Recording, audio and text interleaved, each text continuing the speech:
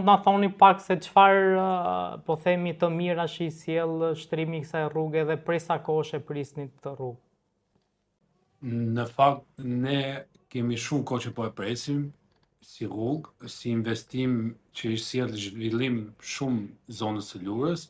Në fakt rruga ka filluar në 2023 dhe sot është hedhë shtresa para asfaltike nga Selita drejt Përlati dhe pjesa tjetër është në vazhdim nga Përlati, nga Selita drejt Lurës.